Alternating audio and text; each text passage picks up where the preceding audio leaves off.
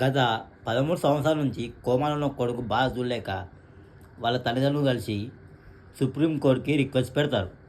ఆ రిక్వెస్ట్ తెలియాలంటే లాస్ట్ వరకు చూడండి.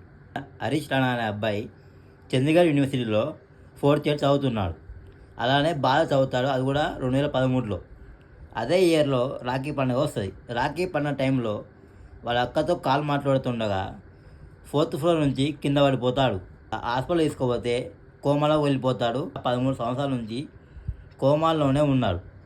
అయితే వాళ్ళ అమ్మ నాన్న ఇంటికి తీసుకొచ్చుకొని ఆ హరీష్ రాణా అబ్బాయి తినడం కానీ, తాగడం కానీ, పండుకోవడం కానీ, ఆఖరి గాలి తీసుకున్నా కూడా ఆ ఒక బెడ్లోనే గడిపేశాడు. అయితే ఆ 13 సంవత్సరాలు ఆ తల్లిదండ్రులు ఆ కొడుకు బాగా చూడలేక సుప్రీంకోర్టుకి రిక్వెస్ట్ పెడతారు.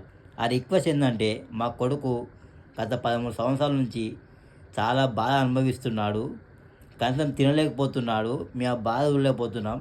అలానే డాక్టర్స్ కూడా తేల్చి చెప్పేశారు, ఇక మీ అబ్బాయి కోమా నుంచి రాలేడు, అలానే ఉండిపోతుందని చెప్పేశారు.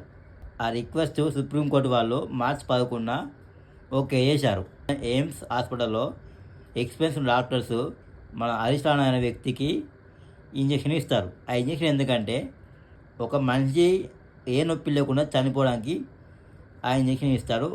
ఏ నొప్పి లేకుండా ప్రశాంతంగా ప్రాణాలు విడిచిపెడతాడు. కానీ ఇలాంటి బాధ ఏ ఒక్క అమ్మ నాన్న కూడా రాకూడదు.